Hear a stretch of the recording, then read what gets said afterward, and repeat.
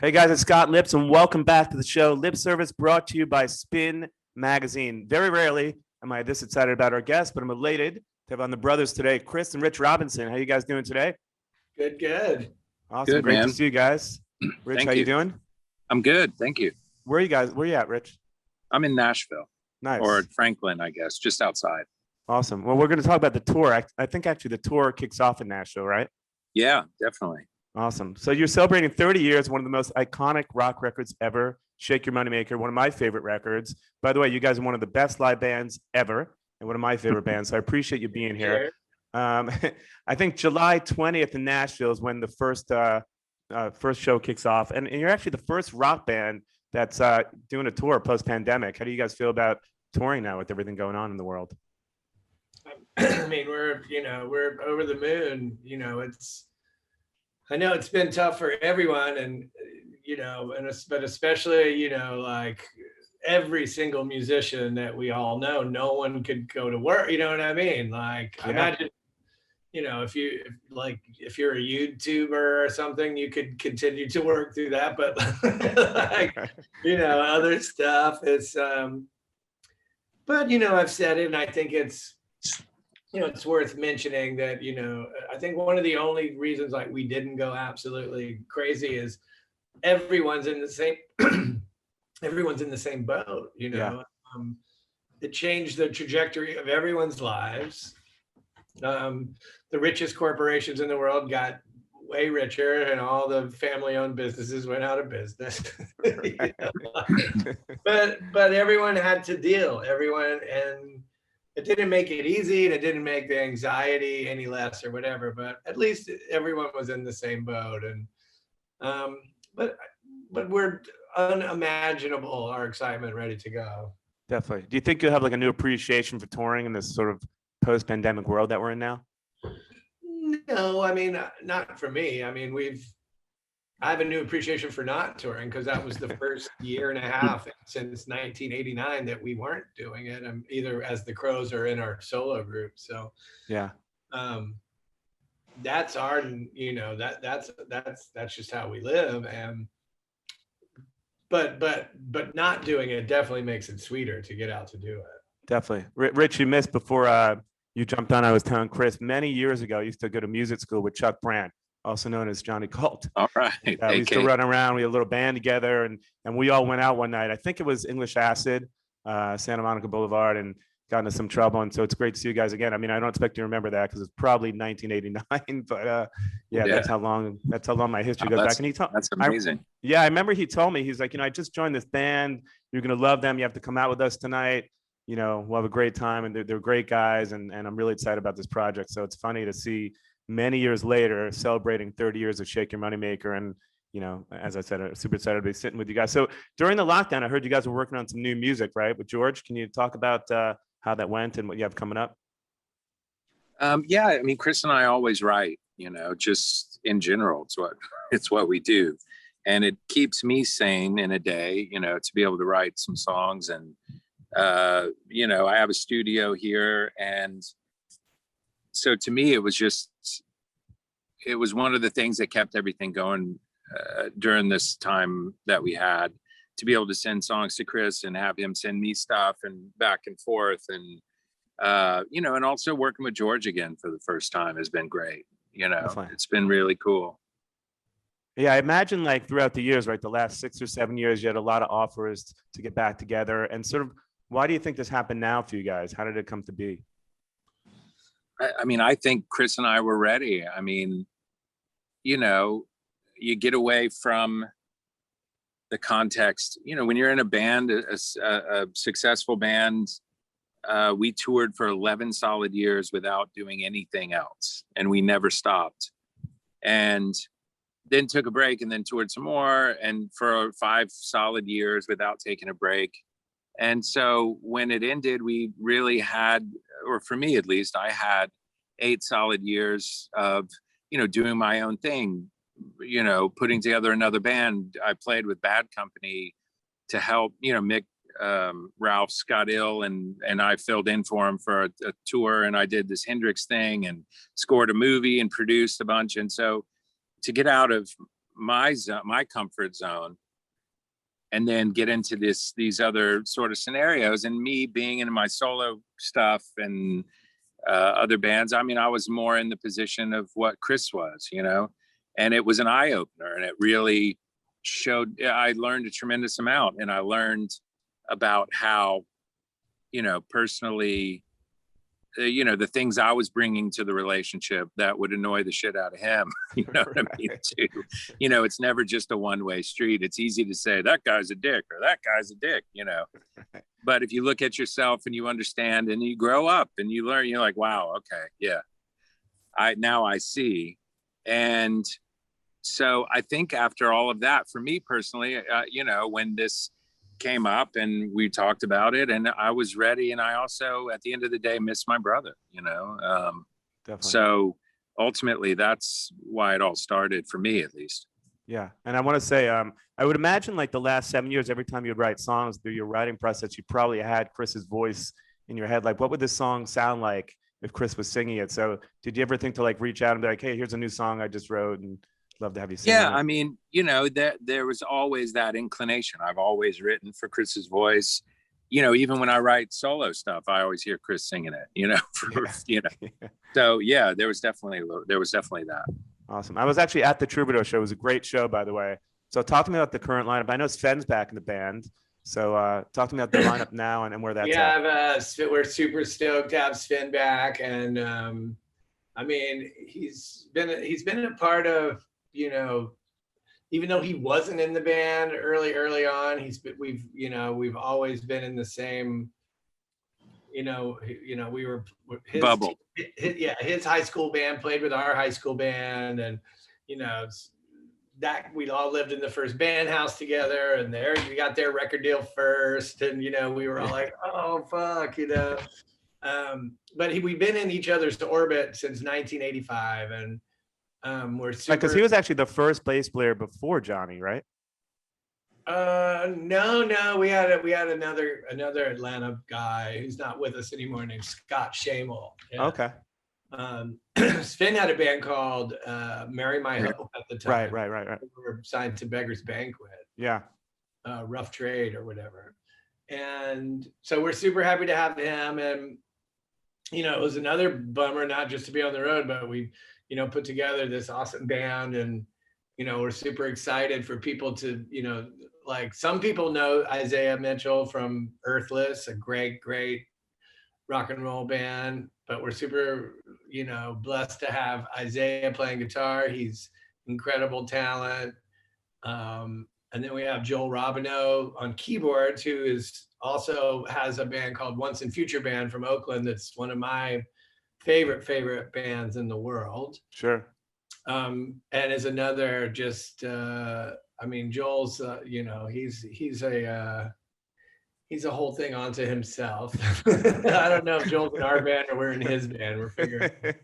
That's funny. And then we have Brian Griffin on drums, and Brian just joined the band.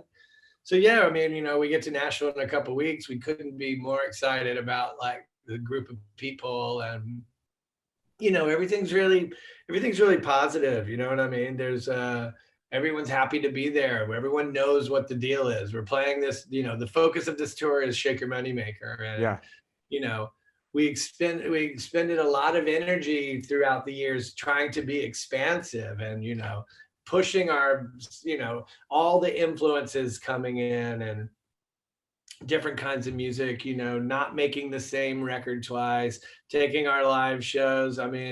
Seeing where they could go, different cover tunes, and playing rarities and released songs.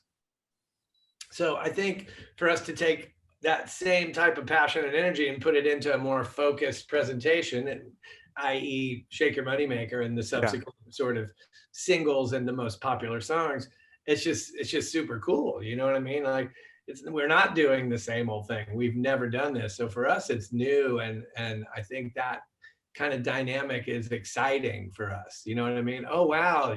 Like, again, we've been writing a lot of songs. We definitely will make a new record, but the focus really is to how much can we pour into this, you know what I mean? And like, make this special. And for me, that's been like one of the coolest things, because I mean, except for the time of making Shake Your Money Maker and getting to that tour cycle or whatever, we never had that kind of focus in the same way. Now Southern Harmony, because we knew that record was special. You know? Yeah. Well, the truth is, you guys never really played this record in its entirety from start to finish, right? And I feel like there's songs like I think Struttin' Blues and Thick and Thin. I don't even know if those are kind of deep cuts that you didn't play much either, right? Struttin' Blues. Yeah. Struttin' Blues we never played. Yeah. Until, till we did these warm-up shows. But then we played Struttin' Blues and we were like, why haven't we been playing Struttin' Blues for 30 years? The song is killer, Yeah. Well, there's some great stuff on the box set. I mean, there's amazing covers. There's great tracks that I had heard before, but I hadn't heard all the stuff. So if you don't mind, I kind of like to walk back to the beginning though, because the inception of the band is so interesting to me. And if we talk about the early days, there's even stuff from Mr. Crow's Garden on the box set. And I'd never heard some of those tunes. And so talking about like the inception of the band, I know you guys grew up around music. Your dad was in folk music. I think he even had a couple top 40 hits, right? Yeah. In the 50s, he had some more kind of Bobby Darin rock and roll kind of songs. Yeah. And then in 1960, he signed with ABC Paramount as a folk duo. So yeah, he changed gears as well from this kind of rock and roll thing to a folk thing. So yeah, music has always been a huge part of our life. What was your sort of first memories of music growing up? I mean, was it folk music or was it, because I know later on it was like the Dolls and, obviously REM and all that stuff, but early on, what were the first memories you have of music? I mean, for me, it was Dad playing old folk songs, like Shady Grove and all these kind of folk standards in a way. But yeah, he would really make that. I was always really interested in the lyrics and the stories, and Dad was a really good singer, and he had a really cool, traditional picking style with his finger picking style. And besides that, I mean, when our dad he was a salesman, sales rep, so he was gone a lot. But when he would be home on the weekends, it would be my earliest memories are Sly and the Family Stone records, awesome. Crosby, Stills, Nash and Young records, like Mad Dogs and Englishmen, stuff like that, Yeah. And Rich, what about you? Because I know you got a guitar. I think you were in junior high or something, right? When your dad finally gave you a guitar. Yeah, I remember the earliest song I remember hearing was "Carry On," that on Crosby, Stills, Nash and Young. Sure. And I remember our big console stereo that we had, Yeah. And I remember Sly Stone and listening to. And Dad would always listen to that. I mean, I was 2.5 years younger than Chris. So when Dad played those folk songs, I mean, I was probably in bed a lot of the time. But yeah, I got a guitar. I started picking up my dad's guitar when I was about 14 and just learning stuff off of the TV, just, songs I heard or whatever it was. Yeah. And then Dad wasn't too thrilled with us playing his guitars. So he's like, all right, I'm going to buy you guys a guitar, put that one down and here, play this one. And, I mean, he was always really supportive, but that's what I remember the most, and I still have that guitar that he didn't want me to play. Because initially, Chris, you had a bass, right? And I think your cousin was on drums or something. Yeah. The very first sort of attempts, we wrote a couple of songs, kind of sounded like the Cramps a little bit, kind of vibe. Yeah, cool. And yeah, I mean, I was kind of playing bass, but then I would sit down and show our cousin the drum part, and then I'd run back to the bass, and then I was trying to sing, and then I was like, fuck it, I should just be the singer, Right. And musically, it was about 1985, right? So the climate was definitely all the hair metal shit that was going on, and it wasn't obviously, it wasn't what you guys were doing and what you guys started to get into. So yeah, we weren't MTV kids, like Quiet Riot and right. Twisted Sister. That music looked kind of, I guess you could say Black Flag and the Circle Jerks were silly too, but yeah. We were punk kids, and we were into Echo and the Bunnymen, and I remember the day Pornography came out, the Cure album, I bought it, had to get it, and the Replacements and REM, and just we were way more on that side of the culture of rock and roll, and you know, it also was pragmatic, you know, because it's like we didn't really, you know, what are we gonna go see, fucking Loverboy or some shit like that? We were going to like little weird punk clubs, Right. and then before that, my first concert experiences were all black music. You know, I Yeah, saw yeah. Time and Vanity Six, Lakeside, SOS. Rich and I went to see Cameo. You know, like Prince was so big, early Prince, and then it's funny because the next thing, it's like, oh, it's. But I think for us too, like X, a band like X, and a Sure, band like love X. Gun Club, you can really hear the Gun Club in our music too. You know, we Yeah. had those Mr. Crow's Garden days. We had a jangly thing, and then when we started, that was super 60s and REM-ish. And then when we wanted to get into a harder sound, it's kind of sounded more cow punk than anything else, in Yeah. a lack of a better thing. Yeah, yeah, yeah. But that was all this, you know, we wouldn't have gone, you know what I mean? We wouldn't have gone to like a big concert at the Omni or something. We Right, went right. to little weird clubs, and the hardcore scene was great because it was all ages. It was always for all Yeah. ages. You know, When did you get into like Nick Drake and Johnny Thunders and all that kind of stuff? Did that come later in life for you? No, I mean, it's a, you know, we're into, but while all this is going on, we also listen to shit tons of Bob Dylan, and we let, like Rich said, there's these classic rock elements that we love too. And Nick Drake just came, you know, Nick Drake comes at the same time Graham Parsons and Alex Chilton and Nick Sure. Drake and Sid Barrett, you know, Yeah, like, yeah. but you know, you have to realize too, I'm obsessive record collector and just music, you know, person, like, you know what I mean? I'm always looking for something to listen, you know, I'm searching, you know, I've been collecting records since I was about 12 years old, you know. Wow. So, By the way, you can never live where I live, Chris, because I live on the same street as Amoeba. It actually just reopened on my street. So the new Amoeba opened up on my block. So now I'm like, if I lived on your street, I would just open my house as an Amoeba annex. right. So it's literally on my block. And every time I leave my house, I'm like, there's fucking Amoeba. I better go in there for a couple hours. Just go buy records. Yeah, everybody should be buying records for sure. So, well, this is, I guess, 85, 86. Was Driving and Crying happening at that point or not yet?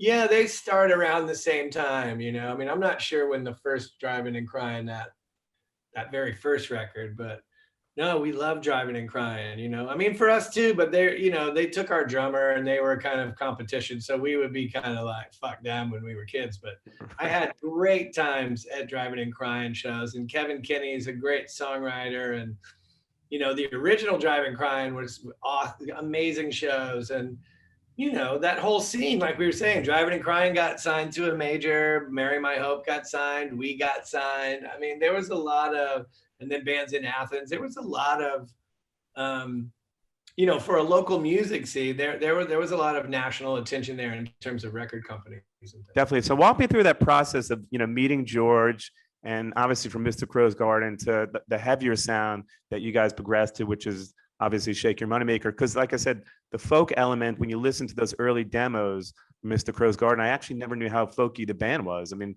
compared to the, you know, the heavier sound. Yeah, I mean, in a way, She Talks to Angels is an offshoot of that. Yeah, I mean, yeah.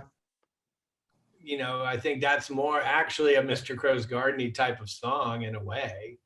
I don't know if Rich agrees, but Yeah, Rich, do you agree when you listen to She Talks to Angels? Because I noticed that was actually on the demo stuff, I think, from Mr. Crow's Garden on the box set. Was that the first song that you wrote together that you're like, this is it for us? This is going to be, you know, the song that's going to take us, you know? No, It wasn't. not in a million years. No. Okay. I mean, I was into the song. I thought it was really cool, and you know, but it was the open E tuning too, right? yeah, it was open E tunings. There was a kid in Atlanta that actually showed me that tuning. He was like, man, you should check this out, because I was really getting into Nick Drake. A friend of ours who worked at a record store gave Chris Time of No Reply.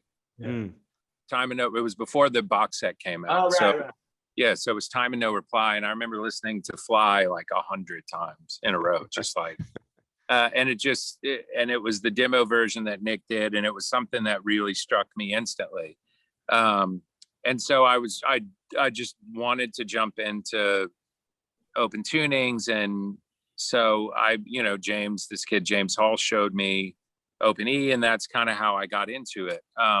Realizing later that I had always been drawn to it anyway, with the Jimmy Page stuff, and Stills and all these different people. And the Keith stuff too, right? Keith Richards. Yeah, and Keith. Yeah. So and the funny thing, just hearing you guys talk, and we got into rock and roll backwards in a sense. You know what I mean? Like right. we were born into it, and then we went off on our own tangent. We got into Prince and Funkadelic and Sly Stone and all these different things, and then we went into like our own alternative journey, so to speak. And it's and then we got into and through that like punk rock, and then we kind of landed back into rock and roll music, because rock and roll encompasses every bit of that. Definitely. Sly Stone is as rock and roll as Keith Richards. You know what I mean? Yeah, like 100%, maybe more. I mean, and so is Joni Mitchell, and you know what I mean? And so is Dylan, and so are all of these people. Yeah. And so, for us, ultimately, that's what, to sort of land on this springboard. Sorry, it's a lot of chaos over here.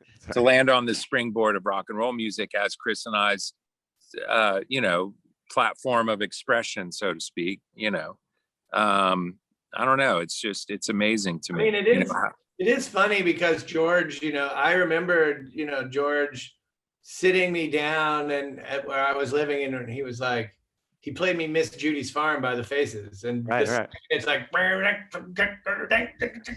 was like, oh my God, and how raw and stuff. And like, at that time, 1971, like was like there was nothing cool except Can or or David Bowie or whatever. I don't, maybe the first Dolls record is 71, 72. Yeah. You know what I mean? So Stooges or whatever, right? So like that era of rock, and then especially Humble Pie and Free, Terry Reid, and even Zeppelin to some extent had yet to like come full circle to where it's universally cool, Definitely.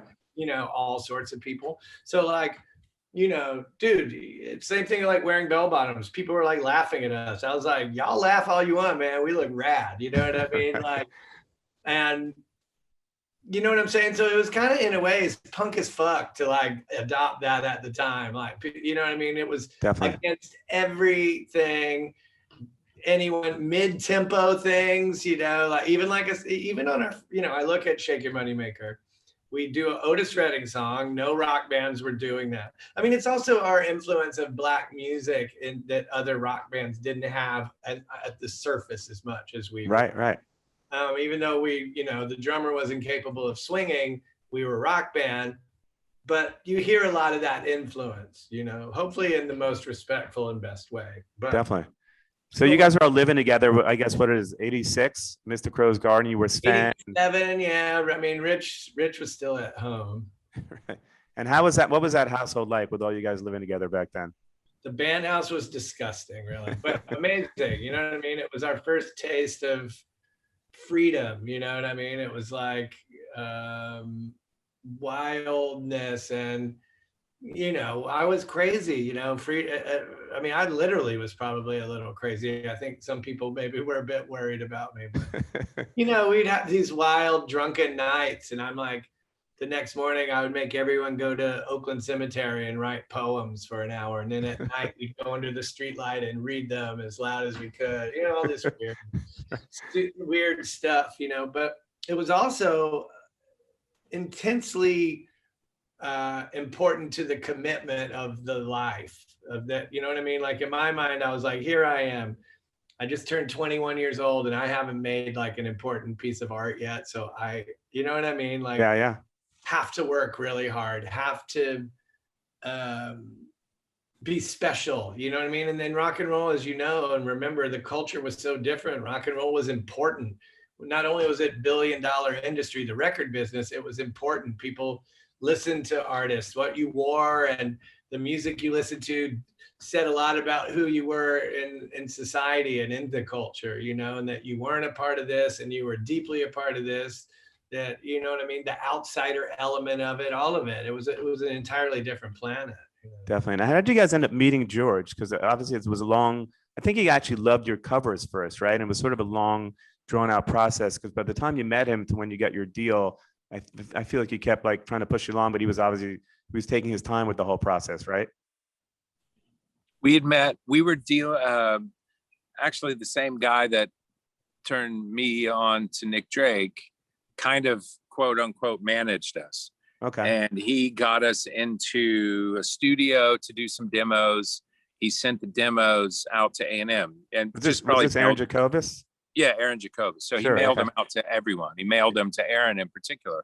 Yeah. And Aaron, you know, was cool. I mean, he, you know, sent us to do multiple demos, you know. So we did do 2 or 3 demo sessions in Raleigh, kind of outside of Raleigh, North Carolina, with this guy, Steve Gronbach.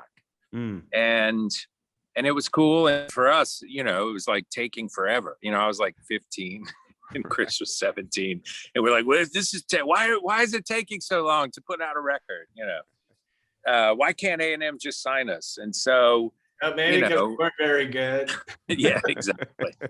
And so, you know, a couple of years later or a year later, I'm not great with year timelines, but, you know, were playing in New York, and it was actually on a short run that we did. I think it was New York, Boston, and something else, or maybe it was just New York, but we played a show and George was there, and he had heard discussion of us at some meeting at A&M, and he wanted to come check it out.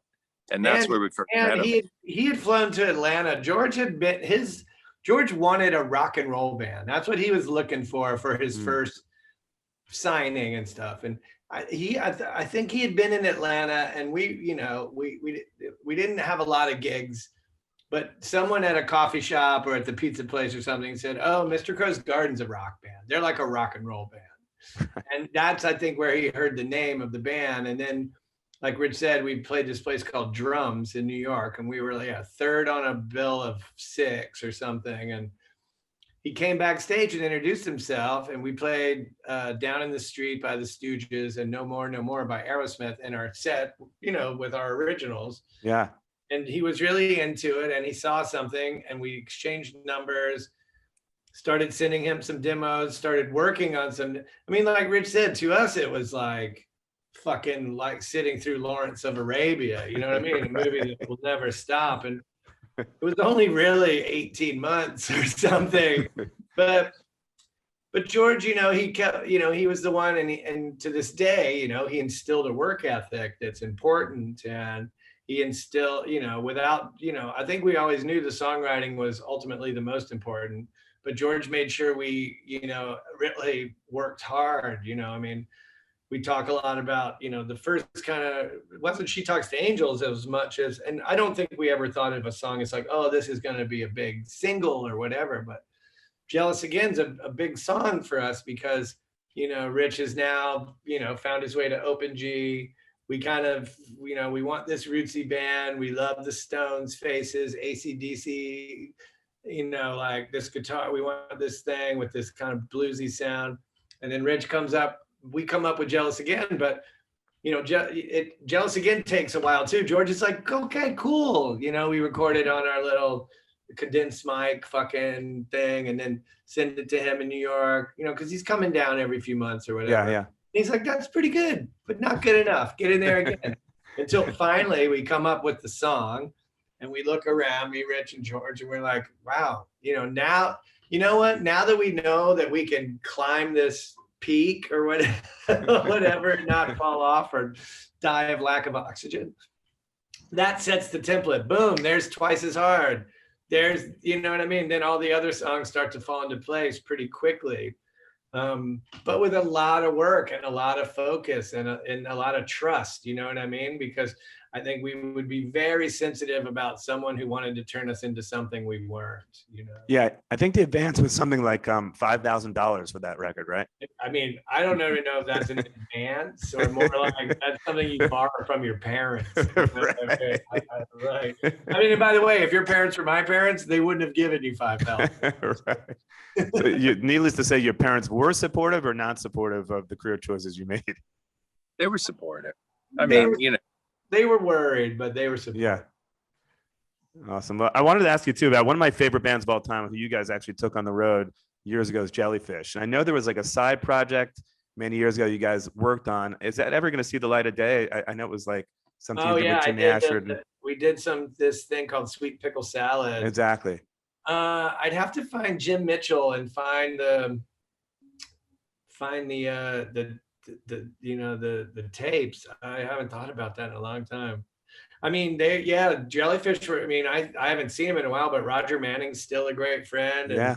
Yeah. back in the early 2000s, even Andy's worked on a couple songs with us. And back in the 90s, there was even talk maybe of Andy being the second drummer, all sorts of crazy stuff. Amazing. But That sounded like the fantastic band. ultimate band to me. You guys together was like the ultimate band. So that sounded incredible. They were a great band, man. And Yeah. yeah, I mean, it's a shame they only made those 2 records, but they were great records. Definitely. So jumping ahead to like 1994 now, do you think if Amorica came out now and that album cover, what do you think the public's reaction would be? We live in such a weird, sensitive time now. I don't know. I think it would be less. I think Yeah, people would it care I think less. people don't Yeah. care. Yeah, they don't care anymore. It's interesting because at the time it was so controversial, right? But now looking back on it, I just wanted to hear your thoughts on. I mean, What you at the time, marijuana was illegal everywhere too. Right, You know that's what I true. mean? Like, That is true. a lot of shit has changed. You know. Right. I mean, I think again, I don't think it's like the spine. It's not like Spinal Tap where it's like, oh, she's being sexist, so it's Yeah, fine or yeah. whatever. I don't. The image is not to be taken literally. You know what I mean? Definitely, Image definitely. is more about the gratuitous nature of American culture. No About question. the shallowness of things. The cover, the music of that record is supposed to be deep, and there's a lot of dark themes, but the cover is supposed to be a juxtaposition of that and almost humorous. You know what I mean? Yeah. It's more making fun of America as this sort of bloated, underneath it all, we can't deal with our own desires and sensual behavior because of this, deep Puritan streak that runs through us, that everything's sinful and bad, Yeah, true. Do you ever see a time period where maybe, Mark Ford comes in for a gig or you bring some of the other guys back just for one night? You had some Hold on, amazing Rich. players. Rich, ready? 1, 2, 3. No. No, Okay. I don't know if that's something you guys All the would- best to Mark Ford. You know what I mean? But no, we moved on. All right. Well, let's talk about the 30th anniversary. Obviously, Shake Your Money Maker, the box set. There's some amazing songs on the record, and I want to talk about sort of some of the covers on the record and some of the tracks that you feel like you hadn't. Rich, when you go back through the vaults, what are the songs that you were like, wow, that's great? I wish I would have heard that earlier. I mean, to me, like Charming Mess, I'd totally forgotten about. And then to get it and listen to it, I'm like, damn, that's a pretty good song. Like I was pretty happy with it. Good chorus. It totally spaced on, I knew that we had done 30 Days in the Hole at some point, but I did not know we did it on Shake Your Money Maker. I kind of thought it was a little bit later. And Jealous Guy too. I mean, to hear all that stuff for the first time in years, in decades, I mean, it's pretty far out, to listen to that. And it's amazing, And Waiting Guilty, of course, right? Yeah, but Waiting Guilty, we had played and it was released as a B-side somewhere. Mm. And we And played so it. that song was still kind of in our purview, Yeah, it would pop in our set rotation sometimes. And obviously, Jealous Guy. Talk about like some of the covers. Jealous Guy, Get Back, 30 Days in the Hole. Just how those all came about back in the day. I mean, for me personally, at that age, it's far easier to sing Hard to Handle than 30 Days in a Hole. I mean, Jesus Christ. I mean, Steve Marriott still like, we heard Are You Ready the other day on the radio or whatever from, Rockin' the Fillmore. And I was like, with my wife, I was like, fuck, man, listen to that dude. I mean, Yeah. it still is just so powerful, so soulful, so at ease in that range and that power that most vocalists, they're going to lay down after a show. He's like, let's do another one, like, but that was in our, we loved we loved Humble Pie, and Yeah. like we love that song. Imagine we've maybe played it every once in a while in a show, but like we love the Beatles. We love John Lennon. We love the Beatles, and we heard the Faces do Jealous Guy. So we were like, oh, let's we can't sound like the Beatles. Not that we sounded exactly like the Faces, but oh wow, this fits what we want to do. Yeah. You know what I mean? This fits the presentation of the other songs. Because we're not in a place yet to have the type of finesse and musicianship and dynamic to like, you know what I'm saying? Like this is day one stuff. That's the first time, I'm standing in front of a real microphone trying to sing. That's the first time, where Rich is working hard with George on that, guitar sound. Rich doesn't have a sound yet. That's his first time you hear Rich on a record. You know what I mean? Right. And later he would have a sound that's very identifiable with Rich, So when all these things are the very first time, you know what I mean? They take on just a different, I wouldn't say there's like a level of importance, but it's just different, you know what I mean? Like, oh, now I would take it for granted at anyone that works with me that I know how to stand in front of a microphone and deliver a vocal. At that time, I wasn't even very, compared to day one and 30 years later, I'm a much better singer, No question. But we really tried, we had one thing, and that was a lot of energy and spirit. And, like I said it before, we played Jealous Again probably the first day. We probably played it 6 or 7 times. And then 3 days later, we probably played it 5 or 6 times. And then maybe one more time, we played it 4 or 5 times. You know what I mean? Like that we don't do that anymore either, really, because Yeah. we just did the lights on, the red lights on, go. This isn't Pro Tools. No one can fix anything. You have to get the best take of the best, you get the best performance of the best song. I was going to say, when you go back and listen to this record, there's a great story about Thick and Thin, about even the car crash. So talk to me about that story, because I love that story. Yeah, I mean, it's funny too, because that's in the studio. Like we're in there from 1 in the afternoon to 4 in the morning, trying to get it done. That's how it used to be. And we were, it was near the end of the session. We were goofing around, and we were doing it really to play a trick on the engineer. Right. And so we were like, oh, we want to record Rich playing guitar outdoors, like Led Zeppelin or whatever. Yeah. And so we put all these bottles and stuff in an empty dumpster. And Steve, our drummer, had this beat up old piece of shit Dodge Dart. And he used to crash it into stuff all the time anyway. You know what I mean? Like, Yeah. And so we had him bring out the mics, and Rich had a guitar, like, let's get some levels, And then like, we said, okay, you ready to record? And he put the car in gear and smashed into the dumpster. And like, and then we all were laughing because he thinks he's going to hear an acoustic guitar track, and it's these asshole kids crashing a car into the dumpster in the parking lot of the studio. So that was like the big joke. And then we were like, oh, put it in front of the song. It's great. It's also pre-sampling, when you couldn't just sample it from a record, right? It was like, let's do this the right way.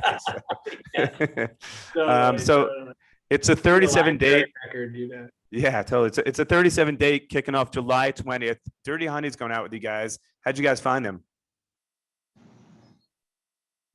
Our we share the manager same- manages them. Oh, okay. Yeah, Because they're definitely heavily influenced by you guys, for sure. yeah, Yeah, they're cool, man. yeah. Yeah, we're super excited to have them, and they're doing really super. It's exciting for rock music to have a young band that people are noticing, and I just think it makes the whole package more exciting, to have them out there. I don't know the other dudes in the band. I know Mark, the singer, who's very good, powerful vocalist. And yeah, we're just super stoked to have them out with us. That's awesome. Do you ever see a day maybe when you do like a Southern Harmony tour one day? Yeah, maybe that would be rad. I mean, like I think a lot of people would like to see that as much as they'd like to see this. Yeah, definitely. I would definitely like to see that for sure. So August 19th at the Forum in LA. I hope to see you guys. Jones Beach, September 17th, a 37-date run. Hey man, it was awesome seeing you guys. I mean, it's been 30 years since I've seen you guys together, like hanging out with you guys. So it was. Dude, by the way, you're not supposed to remember a night out at a club called English Acid. Right? Well, I remember because it was with you guys and we had a good time and it was like something that stayed in my memory forever. So I'll never forget it. But I appreciate you guys coming on. Check out the tour, check out the box set. Definitely go buy your tickets, and 100% I'll see you at one of these shows coming up. Sounds Right good. on, Thank you. I Thanks so appreciate it, much. guys. All right. Appreciate be it. well. Have a good one.